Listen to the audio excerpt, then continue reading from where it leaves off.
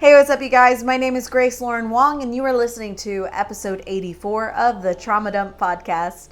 Thank you so much for joining us. Here at the Trauma Dump Podcast, we seek to answer the question, what is mental health? How do I take care of my own, and how do I support others? This week, we're going to be discussing the topic of unmasking abuse in holy spaces with our very special guest of the week, Chantelle, the creator of They Thought I'd Never Tell. Be sure to go check her out after the episode and show her some love. Her Instagram is at never_tell. That is NEVER_TELLE.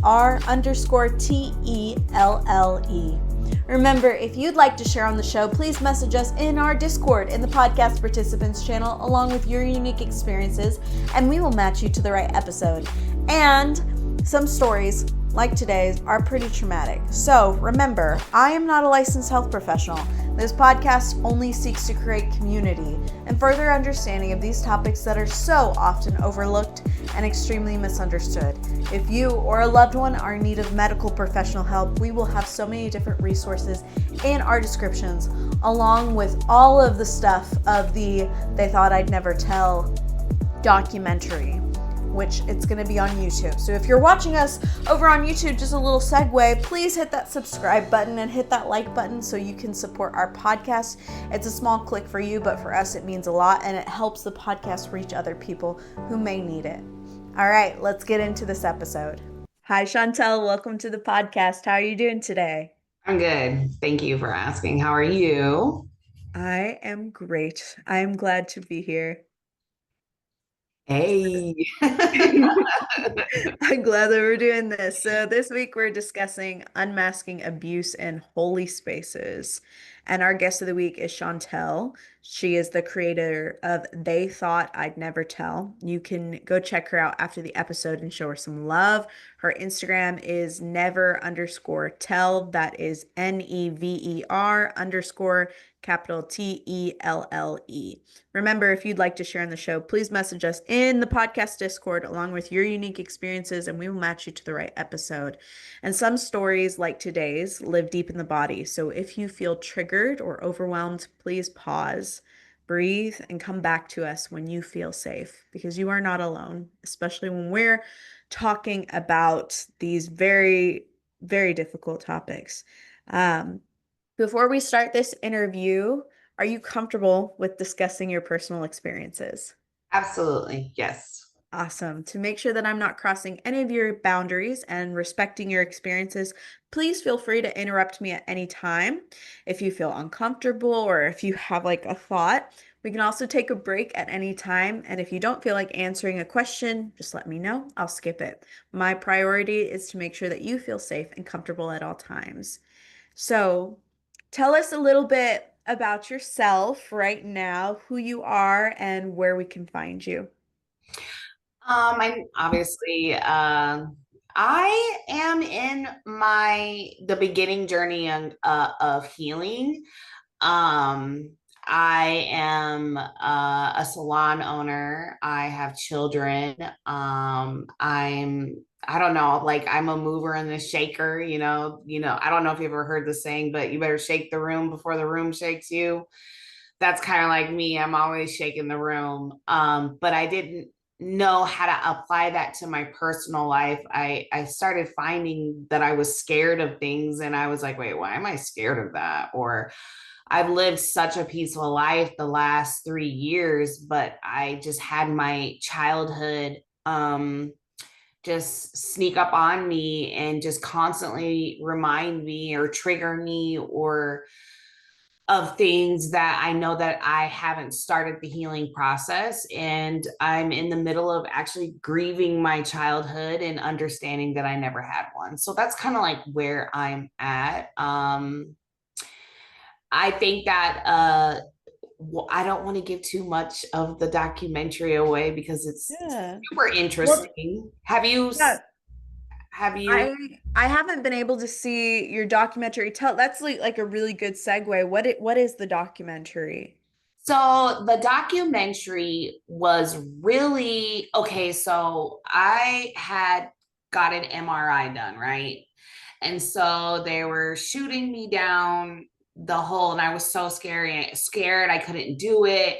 And all I could see was a pillow going over my head, because that's what some of the people in the foster home used to do to me, is smother me with the pillow. And I'm like, oh my God, this has been so long. Like, why am I afraid of a machine that's supposed to help me, you know? And so and I had been going to therapy already for quite a bit, but I never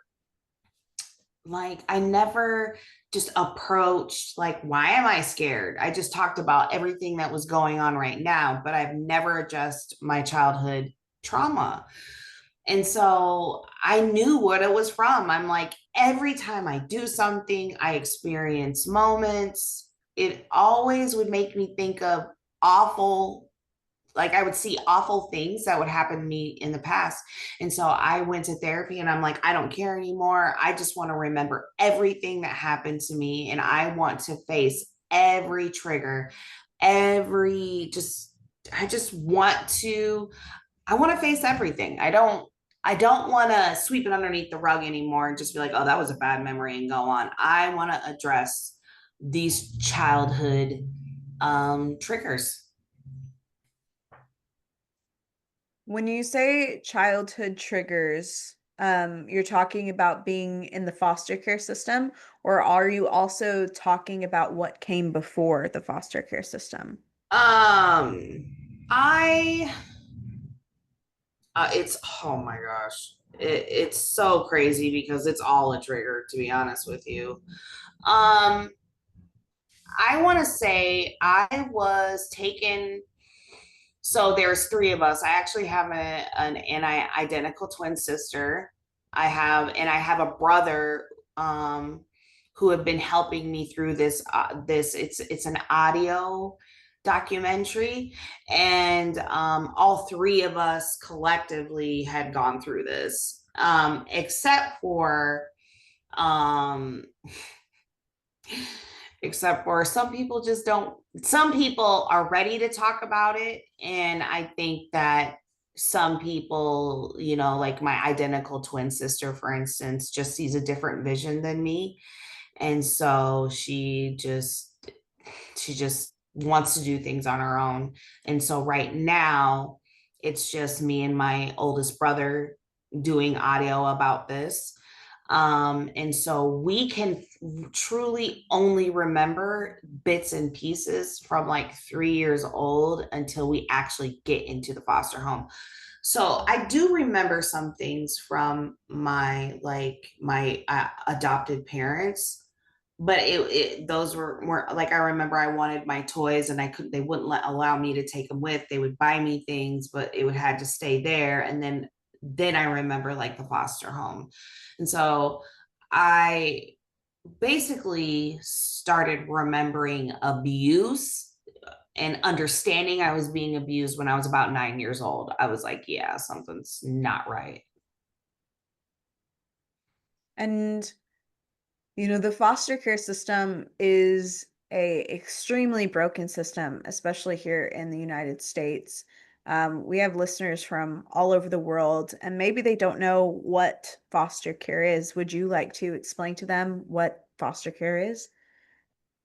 Okay, so foster care is a place where you kind of sit with trusted adults who open up their home so that they are responsible for your basic needs and care. And so some of them stay there as a transition home, so that, because here's the thing, I was going through the foster care system and CPS in like mid 80s, and then early 90s, right? So back then, being a mixed, someone who is Black, you had to get paired with someone of your race. They did not want to put Black kids with white families, right? And back then, so my mother was white. So my biological mother is white. So when I do talk to her, she really expresses that the system back then would say, get rid of your kids, you're a white woman, no one is going to want you and your black children. Just you know, they didn't rehabilitate mothers like they do now. They didn't have the resources like they do now to keep children together. So when I talk about the foster homes, I just want the audience to get a feel of, you know, late 80s, early 90s, to where this was not about rehabilitation, and they definitely wanted white mothers to just abandon their black children. And so and now mind you, I'm a lot like you. I'm not a traditional looking mixed woman. I have no curl. This is it. You know, my hair is very non-traditional, curly. My skin is very non-traditional. A lot of people look at me and think I'm possibly Spanish. But so I got adopted into an all black family from the South, from Louisiana. You know, although they weren't living there, their morals and values were from the South. So you could only imagine that I didn't go into a caring and loving and just thriving foster home. I went into an all black foster home where basically we was a check. That makes so much sense. So I have a little bit of not experience with foster care, but my mother did. So when my mom was growing up, her parents were also missionaries and they did foster care and they wanted to adopt the little boy that they were fostering. And when I was growing up, my mom wanted to adopt a child because she had that previous experience. And they kept telling her, well, why don't you foster? You know, it's a really good way to transition and find a child who needs you that's already here in the United States.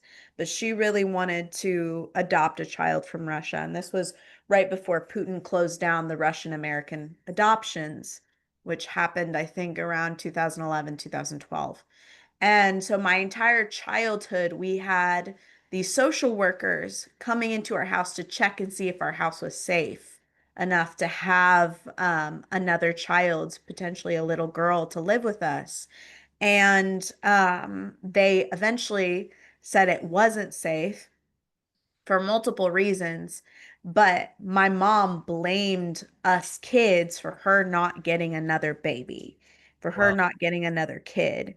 And I think the foster care system is still very broken, but it is much improved since even when I was a little kid and we had social workers even coming into the house, checking everything. I remember them because she was going to be in my room. I remember them like inspecting my room so heavily that as like a little 11, 12-year-old girl, I was like, why are you like pulling out my drawers over and over and then putting them back in and then pulling them out and putting them back in, like testing the weight of the drawers. Um, and the foster care lady told me, she was like, well, we just had an incident where a little girl tried to climb the drawers, the pull-out drawers, and the drawers fell on top of her and killed her. And I was like, as a little kid, I was honestly, that was very traumatic to hear because I had never heard of anything like that. And I'm very glad that, Child Protective Services is getting better, but the pain of what they have inflicted upon countless families in the past and separating children from families that did love them, that were doing their best to take care of them, but CPS saw it that they knew best, mhm. ultimately would put them in worser situations. Is that true for you, where they would put you in a worse situation than the one you were originally in? That's actually a really good question. I So my foster family, who ended up adopting me in, I want to say 1993, was the worst situation. I don't have my story isn't the you saved me story. I was adopted by covert narcissist who liked abusing kids. They were, my foster dad was a pastor, and they're actually still to this day in my community. He's a well-known person, and so is my mother, my adopted mother. So that played a lot with my spiritual abuse psyche, because I used to watch my adopted father preach to the masses and say, God will give you nothing you can never bear. Be obedient, be in your Bible. If you are obedient, these things will stop. They won't happen. And so I remember getting on my knees, praying to God, wearing my skirts, fasting as a little kid, like 9, 10, 11 years old, for me to stop getting raped and molested and getting abused, and it never stopped. And so I say that to say, there were CPS workers coming in, but listen, I'm in a predominantly white town, and these are Black people. So there's Black people raise their children way different. Some of them spank their children. And so I think that because they were so known in the community, when they saw belt welts across our backs at school and the CPS, I think CPS truly thought that that's how Black people, that's their culture, that's what they do to discipline. But belt welts on your back like you're slaves, and it swelling up, that's totally abuse, And so I think a lot of where I come from, when your population back then was 3% Black, or African American, and back then, I mean, we're in the late 80s, early 90s, like mixing races and having a Black husband, or even having a Black neighbor in this community in South Dakota, is still kind of unheard of. You know what I'm saying? So they're way behind. So I can't say that CPS completely neglected, because they had, they had a really, like, they had an interesting case in front of them, and they didn't know. You could play the Black card and be like, oh, you guys are doing this because we're Black, and then they're gonna back off, but CPS was no help. And in fact, I remember growing up, I was thinking, God, I cannot wait to go to jail, or I hope she does something to send me somewhere, because I hated being in that home. I hated pretending. I felt that on so many levels. My grandparents are from Jamaica, and they both are mixed race, but my papa identified as a Black man. And then my Mimi was just like, I'm just mixed race. I'm just beautiful mixed mulatto is what she would say. And when I was growing up, we spent most of our time at our Mimi and Papa's house, because our mother did not want to raise us. White woman did not want to raise us. She really didn't. She wanted kids to do her work for her. So like chores, stuff like that. And she would call us her minions, and she would explicitly tell us, she was a hoarder. She would explicitly tell us that the only reason why she had us so that we could do the stuff that she didn't want to do. And growing up, our Mimi and Papa's house was a mile away. So we would walk in Texas heat a mile, or bike a mile, to get to our grandparents' house to get food, because she wouldn't feed us, and to do our homework. And my papa, like, Black man, sit at the end of the dinner table. He had his spot. No one was ever allowed to sit in his seat, or you'd get like a whooping with a belt. He would sit with either a stick or a wooden spoon, and he would make us do our homework. And if we, talked back, if we ever said something that he didn't like, if we teased our sibling or our cousin a little too much, we'd get whacked. If we asked a dumb question, we'd get whacked. And he was like that my entire like childhood until he had several strokes and he mellowed out. And so the man that my husband met was a very different man than the man that raised me. And my dad would tell me all the time, like, the papa that you have right now is a very lenient papa compared to the black father that I had growing up. Mm, And I remember one time, one occurrence that I'll never forget. My uncle Robert, his oldest son, he had four sons. His oldest son had asked him to watch his hunting dog. And I'd grown up with dogs, but I'd never had like a hunting dog before. My uncle impressed upon my father how expensive this dog was. And so we had just driven over an hour to go pick up the dog because that family was going on vacation. And I let the dog out of, it was midnight. I let the dog out of the car as soon as we got home, and the dog was black. And so he was in the yard, but we couldn't find him. And my mm. papa thought the dog ran away. And he grabbed the nearest stick and started beating me with it. And I will never forget this beating because I had welts all over my back. I have an indent still in my butt from how hard he kept hitting the same spot over and over.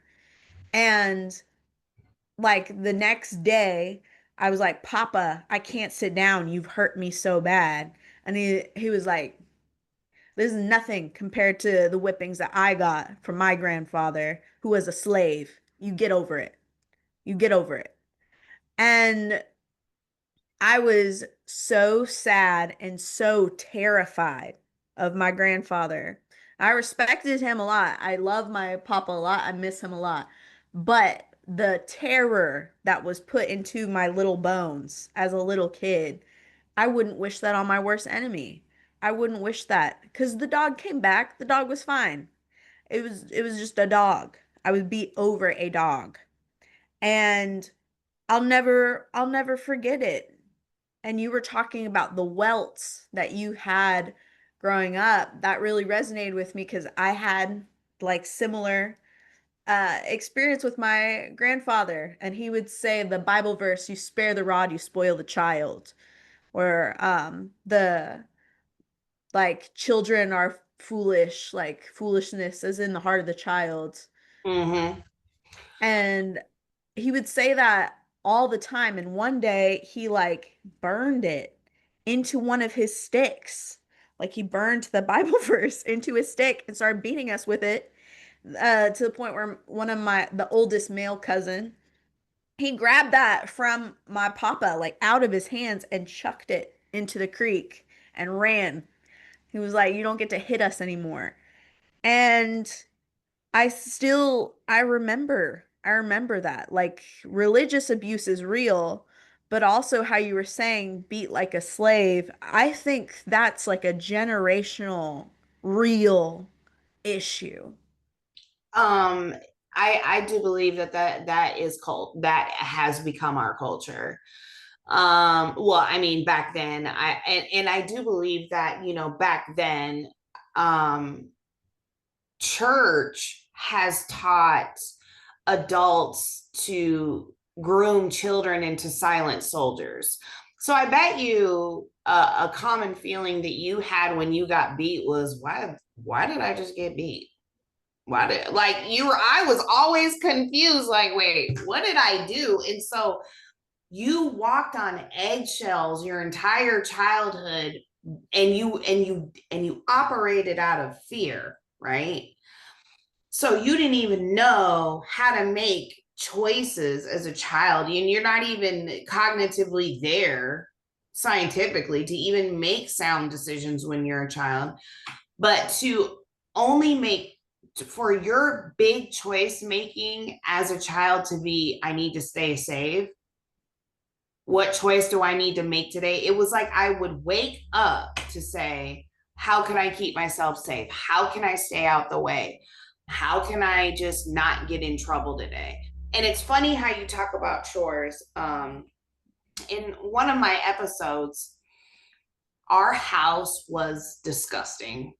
the one that that my adopted parents live in. And so listen, this is how good this is the beautiful side of healing, right? So what I did in the documentary was I'm grieving my childhood, so I'm contacting people from my childhood to just have them describe like the 9-year old me, the little girl, not because they don't know me as an adult. So the only experience they can truly speak on is the one that I gave them as a child.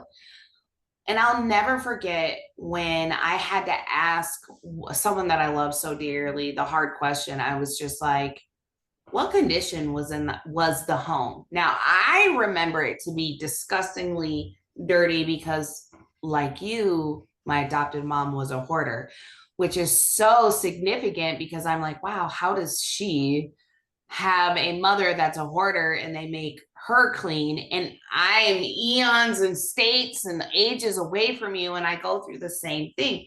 So our adopted mom was a hoarder, and she hoarded everything, and mail was the biggest one. Mail was so big, and she kept getting animals that would shit all over the floor. Girl, yes. And so here we are getting called, here I am, me and my brother, we're getting called dirty ass little kids, and I can't wait to see what your house looks like. And you know what's really crazy? We took pictures of the home when we were moving out, right? When we finally moved out of the house. And that house, there was no way that children would have done that to that home. It was disgusting. And in fact, it was up to the adults to keep up with the maintenance of the home. They adopted 6 children, all with emotional or some type of abusive background. Well, most. There was one that didn't. Or there's 2 of them that didn't. There was like 6 kids in the home, and 2 of them didn't have the abusive background. From what I know, I could be wrong. But you get all these kids, you don't do the maintenance, you don't teach us how to clean. Kids don't clean right anyway. And then you turn around and you wake us up at 4 o'clock in the morning to wash the walls and tell us how dirty we are. And so getting to the beautiful part of healing and just interviewing people, there were so many people who said, Chantelle, you were actually a really kind little girl. You were really super sweet, but you smelled really bad. And that had nothing to do with you. That all had to do with their lack of parenting and what they didn't want to do. So instead of parenting us, instead of cleaning up after the kids, doing what they're supposed to do, they just blamed us. And then they ended up believing their lie. There's a hallway that my room, my brother's room, another room, there's like 4 bedrooms upstairs. You had to walk over dog shit, clothes, a dresser full of bullshit. I didn't have a door. I had a sheet hanging up as a door, and you had to say knock knock in order to come in. So our parents walked past that chaos every day into their room where they had the air conditioner unit, where they had their own refrigerator, where they had their own comfort. It was cold, it was comfort, and they locked that up from us because we were basically heathens and we were dirty. And guess what? If you go to my adopted mother's house to this day, it's dirty. She has animals and there's shit everywhere. So the healing journey I began to, a part of grieving my childhood, I'm grieving that vision that our adopted parents put in our brain for so long, that I was a dirty, unworthy little slut. And come to find out, they just didn't do their jobs as parents, and they didn't want to because we were a check. That girl, I resonated with that so hard because my mom had a mini fridge in her bedroom and she would stock it full of snacks and other things. And our main fridge, like she would like oscillate between going on huge spending sprees and buying a bunch of produce and just leaving it, like all things that you have to cook, like you can't just like there were beets, Girl. like buying so much produce, and oscillate between like buying a bunch of produce she never cooked, she never cleaned. So she would be like, here you go, there's a bunch of food, to there would be nothing in the fridge except for moldy food or stuff in the pantry that again had to be cooked. And I was the one responsible for feeding myself and my brothers from a very young age. Like I had to get very inventive with how I cooked things. And I remember so many times where I, like as a child, I didn't know how to cook. I would set the kitchen on fire and my mom would scream at me, tell me I was useless, worthless. I didn't know how to do anything. And I was like, I'm a kid. Like, what do you mean? Of course, I don't know how to do anything. And she would buy like so much food that she'd be like, okay, this will last you 2 months. And then there was no food. And we would have to go to our Mimi's house and be like, we don't have any food. Like, we're hungry. Mimi would be like, you don't have any food? Like, no, we don't have any food. There's no food at home. And my Mimi would come to our house and clean our house for us. And the way that she would clean the house too is she'd just throw everything away. She'd be like, you're not putting it where it goes. It doesn't look taken care of. Just throw it all away. And that included important things.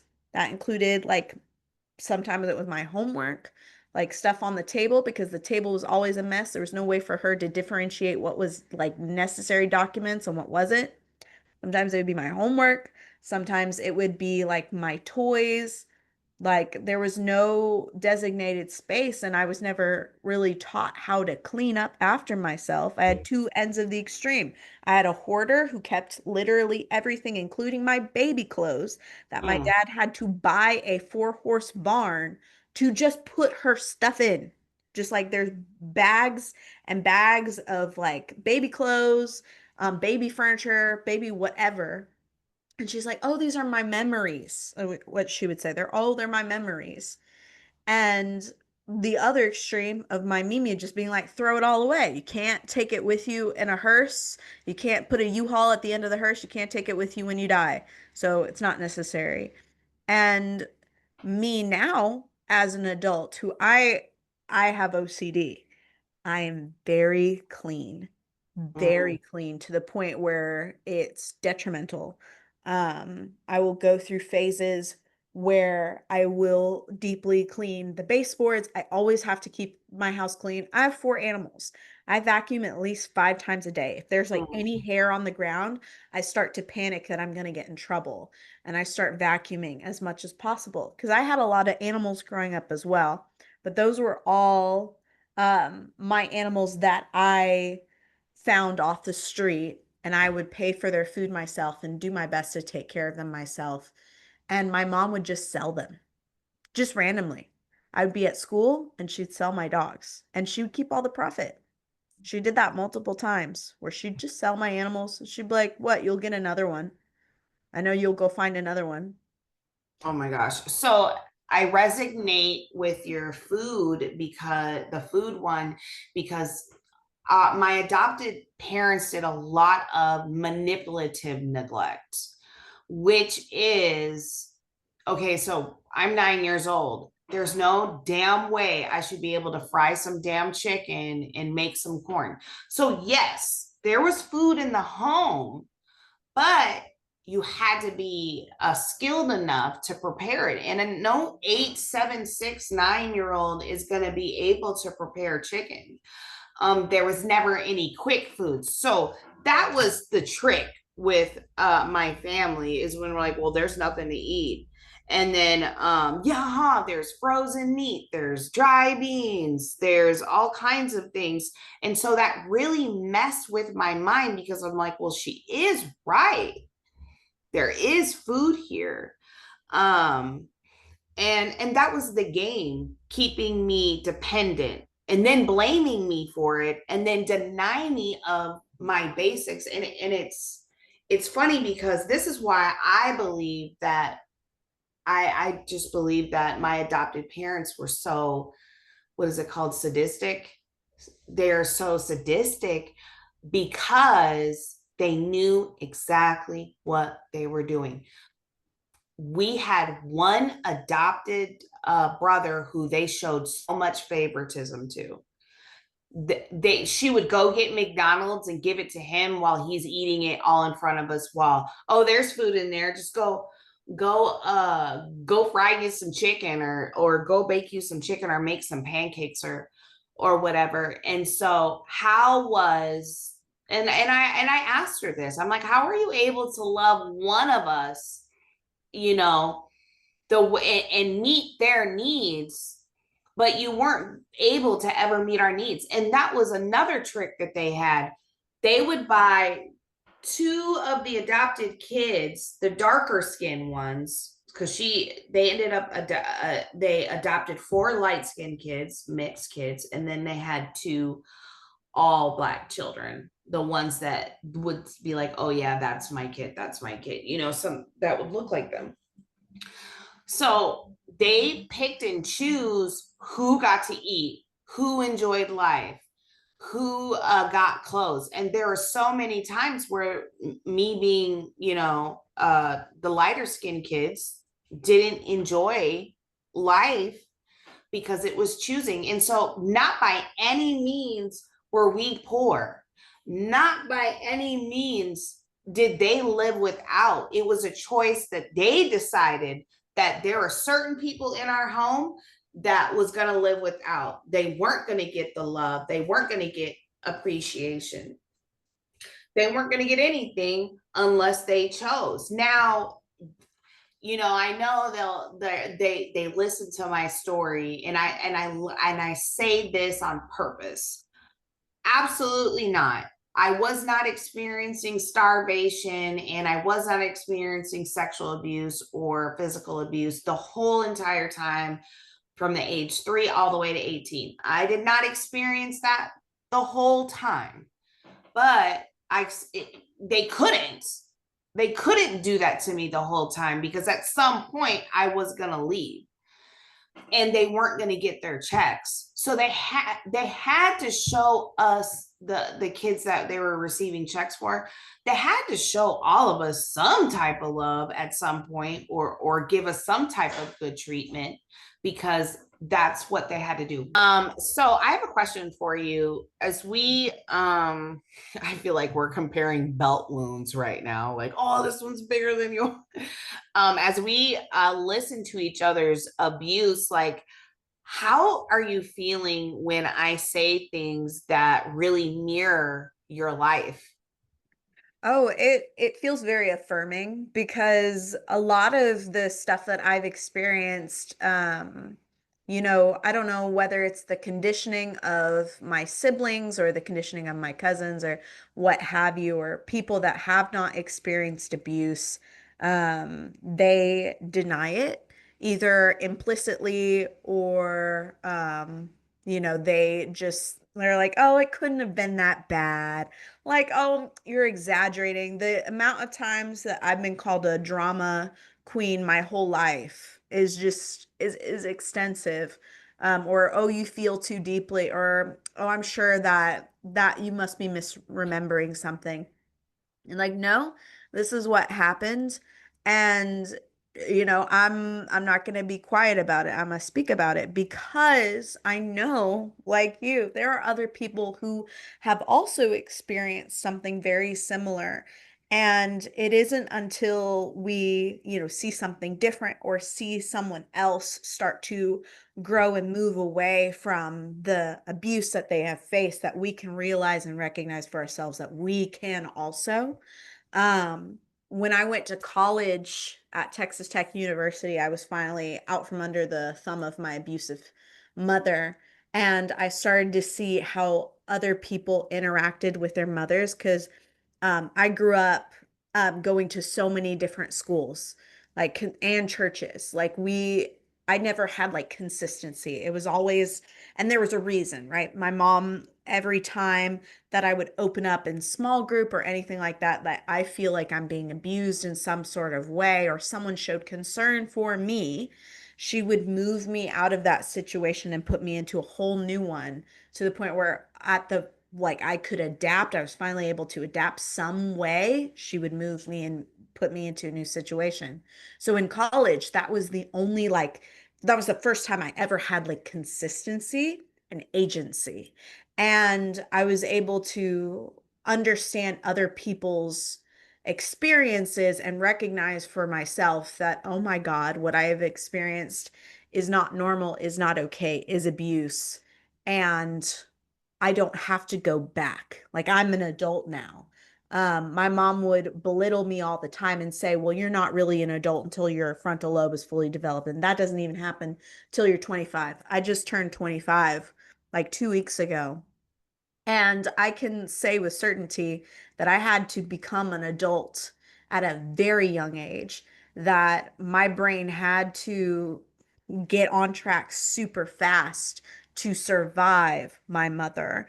Because yes, I resonate with you of like I wasn't starving, but I had to figure it out. And if I couldn't figure it out for myself, I would have starved. If I wasn't this resilient, I would have failed in some way. Like I couldn't fail myself as a kid. And when you as a child are put in that situation where you don't have any nurture, where you don't have anyone to guide you in the way a mother should, like you had to become that mother for yourself. It's very isolating, number one. And number two, a lot of people just don't comprehend it because they had good mothers, or the people that do comprehend it are still in that denial phase of, They're in the cycle. yeah, they're like they have to protect their abuser, because to protect their abuser is to, continue to live in that delusion.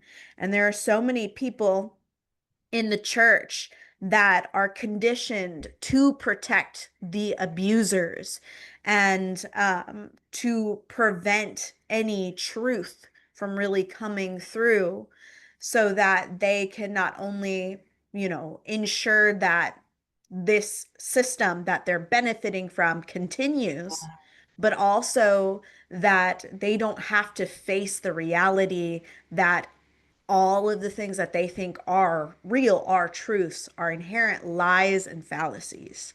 And another thing is I want to put in people's people in the healing in their healing process, or even waking up. Do you want to know when I woke up? Yeah, I want to know when you woke up. Of course, I want to know. I woke up a year ago. I started getting out of the cycle a year ago. I was like, holy shit, I have been brainwashed. I was like, oh my God. Like, so your mom belittled you and deprived you of consistency because someone was gonna find out what she was doing. So with my adopted parents, it when people found out what they were doing, they're like, oh no, we have to do that because they're sexually active, and they keep thinking of their dad who kept raping them and things like that. So it was like, I just look at it as a trick. And then you said something else about the church. I think the spiritual, when I think of the church, I think of safe spaces and how you were pulled out of every safe space. Our parents couldn't do that.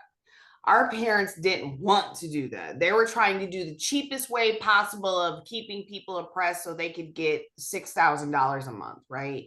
And so what our parents did to keep us oppressed and down was dangle family in front of our faces, like a little cat and mouse game. They would be like, they would show one person love, or, oh, you see your brother over there, the one, he's going to be a preacher one day, and he listens and he obeys. I remember when I figured out one of the tricks that they were playing on us, or manipulation, neglect tactic, was when we were all I was in the 6th grade, and they were taking the darker skin foster kids or adopted kids shopping. And we were like, okay, are we gonna get new shoes? And I'll never forget when our adopted mom was like, you don't deserve new shoes. You see your adopted brother over there, he takes care of everything, all his shoes. He doesn't cut holes in his clothes, he doesn't lose his clothes. And then I thought about it. I was like, well, we have holes in our shoes because we've been wearing the same shoes for 3 years. We don't have we have holes in our clothes because we have hand-me-downs from 1965. Like, and in a sense, they groomed one of our adopted brothers as if he was superior than us, and put a false sense of like grandioso, like, I am the better child, I do better, and that's how he acts till this day. And it was actually him, because I used to be really close to him. It was actually him, where one day he told me that she was 22 at the time, or no, 23 or 22 at the time, that she couldn't come to family dinner at my house, and I paid for all the food for Thanksgiving because he didn't like her boyfriend. And so it clicked in my head. I was like, wait a second. But you watched our adopted mom beat us and starve us and neglect us. But you want to continue us to continuously celebrate this woman as if she's still not an abuser. But yet you can see that a mile away in other people, but you can't see that in them. And then that's when everything changed. That's when I started, like you said, I was the drama person. So is me. Chantelle is always the drama girl. Chantelle is the one who's starting stuff. And Chantelle no longer wants to be quiet about her life, because I really want to reach silent sufferers. I want to really, like, be a pain interpreter. I really want to speak for people who live like me, who have great people in the community, but was completely abused, and say that you don't have to protect them anymore. And one of my siblings who likes what I'm doing but doesn't like what I'm doing, she's done things to me too, and it made me think about it, like I'm doing. And she kind of like picks, like, what's your goal? Do you ever get that? Why are you talking about this? What's your goal? What are you trying to do? And when you said, it hit my heart, because when you said they want you to protect them, and I was like, there you go, I can't protect her anymore, and I'm not going to. And it's not your job either. I think another toxic family dynamic that they make, you were talking about how your adoptive brother was really the golden child, and he is the measure at which no one else can measure up. And that was really true for me in my home growing up, because I was the golden child that would oscillate between being the golden child and being the black sheep.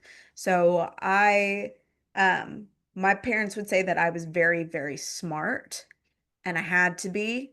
My dad was a genius, like an actual genius, and he could do anything. It was terrifying of like how much he comprehended everything. And so growing up, we were always, instructed to make sure that we're doing our schoolwork, that Taylors don't get C's, Taylors don't get D's, Taylors gets A's and B's, and that's it. If you get anything below that, like you're failing. And it was very, very stressful because I was constantly put in different schools. And my mom decided that because I was so smart, she was going to hold me back a grade. And because my brother was so smart, who's 2 years younger than me, he was going to get pushed up a grade or two so that we would be put in the same class because we both have learning difficulties. And she would do that all the time of constantly moving me and Nathan to make sure we were in the same class doing the same thing so that we would be each other's accountability partner and we were constantly compared to each other even though we are very, very different. And to this day, I graduated from Texas Tech. I graduated with honors.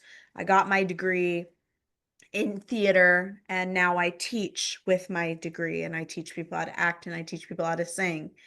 And my brother, it took him a lot longer to graduate, but I'm proud of him for graduating. But I recall when I was about to graduate and we were doing the class ring ceremony, she pushed him up to do it, even though he wouldn't graduate another 2, 3 years until after I graduated.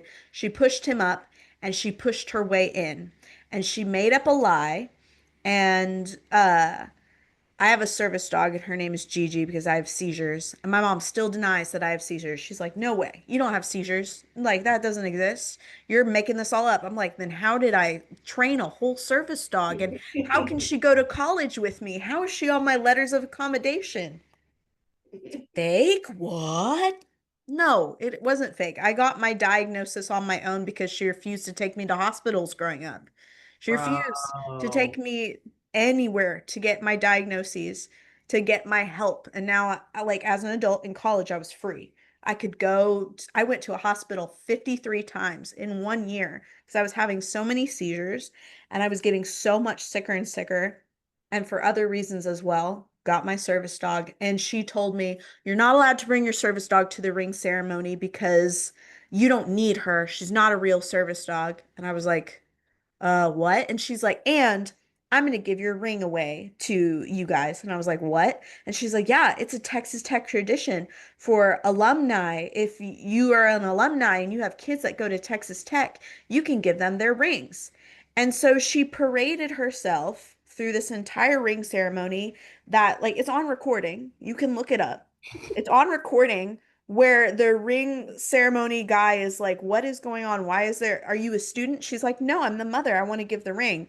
And he's like, what? And they pass, like she wrote down on a piece of paper. It took so long. Like there's thousands of people in this stadium. It was the most like embarrassing thing I've ever experienced. Thousands of people in this stadium. And they're like, what is going on? She passes the note to him and he's like, and Rebecca of class blah blah blah blah blah is presenting a ring to her junior Nathaniel and senior Grace. And she put herself in all of our photos and everything. Oh, And to the point where a guy from one of my classes, he came up to me afterwards. He's like, "Where's Gigi? Where's your service dog? Where's Gigi?" And I'm like, my mom didn't let me bring him or her. My mom didn't let me bring her. And it's like, well, why is your mom even here? Why is she here? Like, I couldn't tell you. She wanted the glory of it. That's the only reason. and they thrive in those spaces. It's like mold growing on what high moisture places. They thrive in total control, and I so resonate with you, especially about the hospital thing. My sister ended up having a seizure, and she told everyone that she was faking it.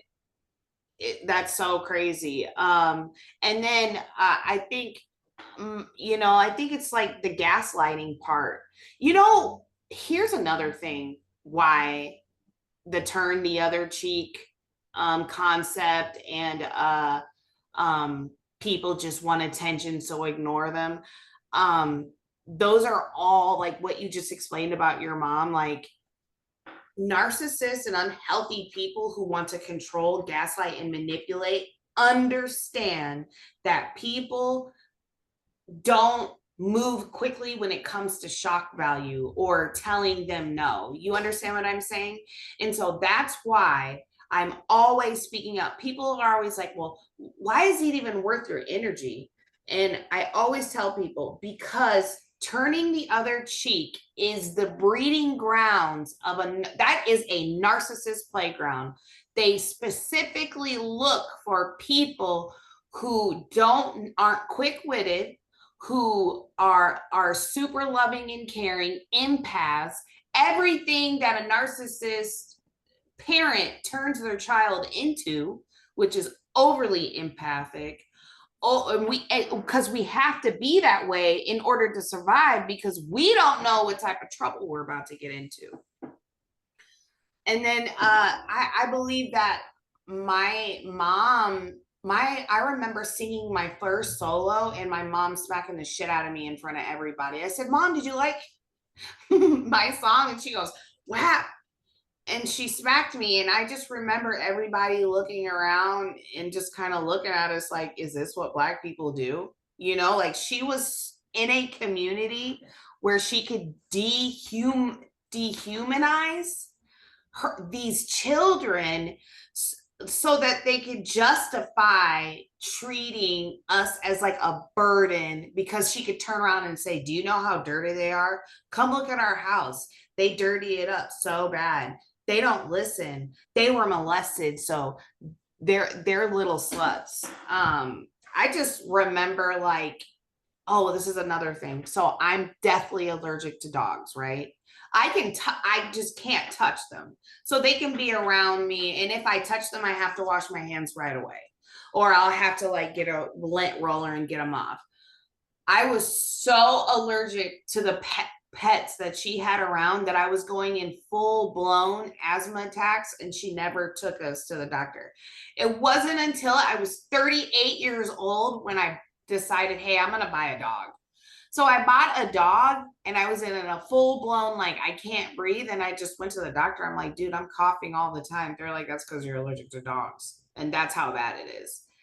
And I thought about it and I'm like, when it comes to medical help, she just denied us of any type of tool of self-help or self-care, because your mom knew, I believe that your mom knew, and I believe that my mom knew that if they gave us one inkling of power of saying, go take care of yourself, they would have been in jail.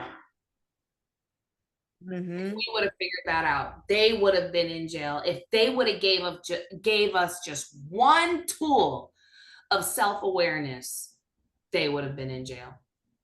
Because I would have sung to the birds and told. Yeah, I agree with that too. It's very sad that um I love what you said about empathy, that we are taught we're essentially groomed to be another narcissist's plaything, or to continually be our parent's advocate when the parent is supposed to, advocate for the child and take care of the child. We are put in a position where the exact opposite is true. And it's devastating, and I'm really like impressed by the amount of awakening that you've had in like just a year, because I've been on this healing journey, I think, since I was 16. When I was 16, that's when I started to recognize that, things could be different. When I was around 14, 15, I was raped in the church basement. And I tried to tell my mom, and she refused to listen to me. And so I tried to kill myself. And instead of her caretaking, be like, oh my gosh, my child. She sent me away to live with my grandparents to fix me, is what she said, to fix me, because she said the devil was in me. And so I lived with my Mimi and Papa, and like was molded into being a obedient Christian, like even more so than I ever really was, and wasn't allowed to, partake in the things that I wanted to. I went to church every single day because my papa was a deacon. Church every single day, especially on Wednesdays and Sundays. We were there all day long, all Girl. day long. And I tried desperately to make friends, but I had no friends at that time because all of the kids that I knew were more knowledgeable in the ways of the world than I was. I had no knowledge of how the world works, none at all. They kept me very dependent, but also very dependable. And when I was finally allowed to come back home and I was, instructed to be a good daughter and do what I was told and not to talk back and yada, yada, yada. And I went to Texas Tech. I got into Texas Tech. My mom started sobbing at me, and it's on video. My dad started videoing it and he started laughing because he's like, what is going on? Because he owned multiple companies, so he wasn't at home as often as I feel like he should have been. I feel like if he was as home as often as like he could have been, he would have recognized what was going on. But she started sobbing. She was like, you're gonna leave me with the boys. And I was like, what do you mean? She's like, you're gonna leave me with these stinky, disgusting boys, and who's gonna clean? And she's just sobbing, sobbing, like uncontrollably sobbing, that my dad was laughing at how uncomfortable. And she's like, who's who's gonna clean? Like, what am I gonna do? Like sobbing, like hanging all over me. I like in the video you can see how visibly uncomfortable because my mom didn't hug me. My mom didn't show that kind of affection. What's going on? And she was like, promise me that you'll come home every weekend and clean because I can't do this without you. And I was like, what are you talking about? Like, sure. Like, I was, trying to get her off of me. Like, sure, I'll come home and clean every weekend. I'll come home. And the first weekend, I lived in the dorms at Texas Tech and I was a theater major. First weekend of school is auditions for the entire semester. And auditions, if you've ever been in theater or any kind of performance background, auditions are extensive, especially for theater, because it isn't just, auditioning for a part. It's like your competency in screenwriting and script analysis and how to perform a specific emotion. It was like an all weekend long event. And so on that Thursday, I was like, Dad, I want to audition. He's like, of course, you're there to learn. It's time for you to audition. And I was like, can you please tell mom I cannot come home because I need to audition? And he's like, yeah, sure. And so when you're auditioning, your phone has to go off. I had like over 50 missed calls from my mom, hundreds of text messages. Where are you? Why aren't you here? Like calling me a cow, calling me fat and lazy, telling me I was worthless, telling me she wasn't going to pay for my college. That was it. She would never help me again. Like she couldn't imagine how ungrateful I was. Where was I? I needed to clean, yada, yada, yada. And I didn't find out until a couple weeks into the school year because I came home that following weekend to clean and the next following weekend that I got called into the bursar's office and was told that my mom had taken all of the financial aid off of the FAFSA, had removed all of her banking records off of Texas Tech, and I was going to be taken out of my dorm because this tuition wasn't paid for. Nothing was paid for. What? Because you didn't go home and clean. Didn't go home and clean. And so I told my dad, called my dad immediately, showed him everything, had them on the phone with my dad. My dad had to go and make a separate bank account that wasn't connected to her and, pay for my school. And in 2020, when COVID happened and all of that happened, I was forced to go back home. And I was devastated because I was like, I'm going to be abused by my mom again. I'm going to be in this cycle of abuse by my mom again. I'm going to be forced to clean. I'm going to be forced to do whatever. And I was. And there was no escape. And then my dad was hit by a car and he eventually died from it. But because it was COVID, only one person was allowed to go see him in the hospital. My mom made that herself. So I saw my dad. You can count on like my hands how many times I saw my dad in the next year at the hospital. And it was 3 days before my birthday. And she, she's now his power of attorney. She goes through all his bank stuff and recognizes that he has been sending me money for school, not only for school, but for things that I needed at school because he did not want me to work a job because school was your job, right? That's what he was very like set on. He was like, you are not getting a job. If you need money, you come to me. I'll pay for it. And she found out. She called me a thief. She called me evil. She said, I can't believe you went behind my back. You're such a vindictive little cunt. And took me off of the phone plan, the car insurance, the health insurance, the iCloud account. That same week that my dad had been hit by a car, took me and my brothers off of everything. Mm. And I continued to be abused by her. I continued to be her advocate for a very long time. Um, she was like, you can't go back to college. I need you to be here. I need you to take care of your brothers. Like, kept trying to gaslight me to stay, to like use my brothers against me. She's like, who's going to take care of your brothers if you're gone? And I'm making sure your dad doesn't die. And, I was like, my uncles, because I had three uncles. I was like, my uncles, they'll do it. And she was so angry with me. Like, so angry. And so I moved my brother into college with me, um, helped him figure all that out, and tried my best. I bought her a fridge full of, like, I brought her a freezer rather, full of, I paid for it like Mm. full to the brim of lean cuisine because she was always on a diet. Lean cuisine, reheatable meals because I didn't want her to starve because I knew she didn't know how to cook. So I bought her all of that.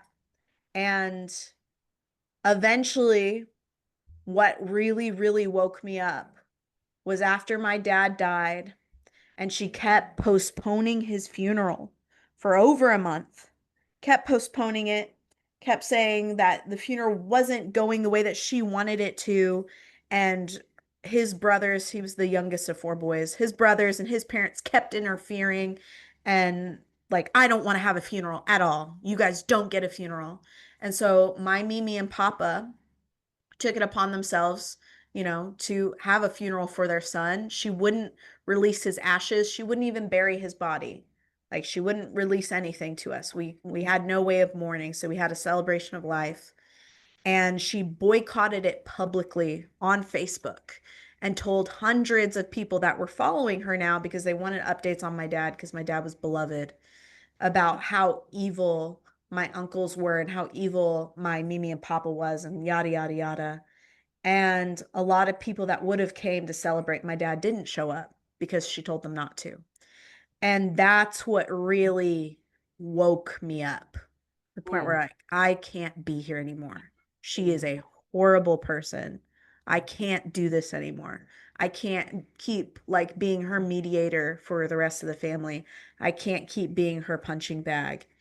And my now husband really enabled me to do so because she had, you know, forced me to like move out of my apartment at Texas Tech because she was my guarantor. Her and my dad were my guarantor. My dad was dead.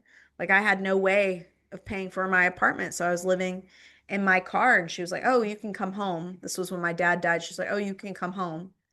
And she wouldn't even let me have a bedroom. There was multiple bedrooms in the house, multiple beds. She made me sleep on the couch because I was not worthy of a bed, and I just took that abuse. I just took it to the point where my now husband, he witnessed her yelling at me right after my dad died. We had come home from his funeral, and she started screaming at me, "How dare you go to the funeral that I was boycotting?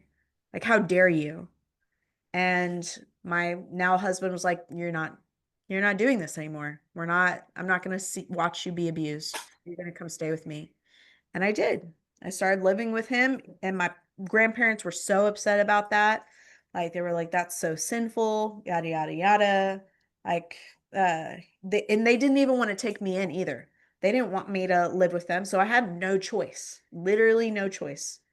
Couldn't get an apartment on my own, didn't have enough credit, couldn't do anything on my own. I had to do it with Joey, my husband, and figure it all out. And now, as an adult, like looking back on all those things, I was an adult then, but I'm definitely an adult now. And I own my own business. Mm. I have my own LLC. I have a podcast. I have a platform where I can talk about the abuse that I've endured. And I have a great group of friends that I love so very much that like we meet every month and we are able to talk. And I've reclaimed my spirituality. I'm not a Christian. I will say that now and forevermore.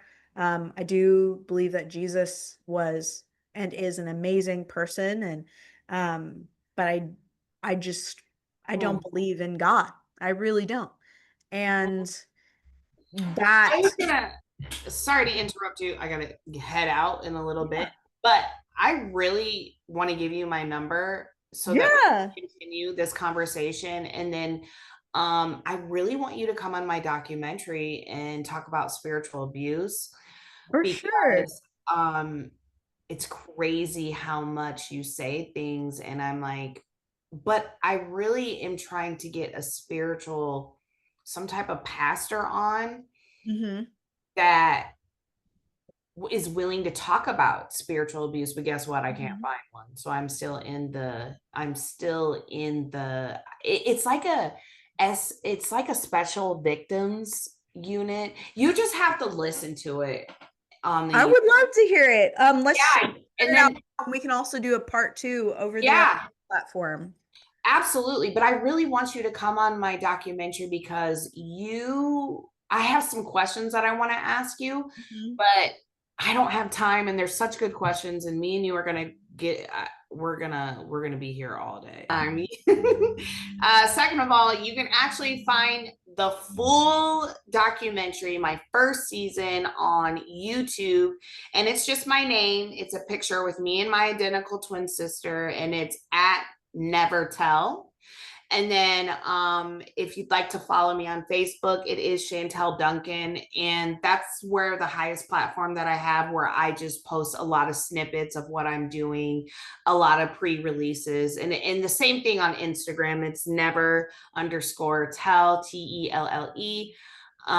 That's a lot where you can just follow my journey.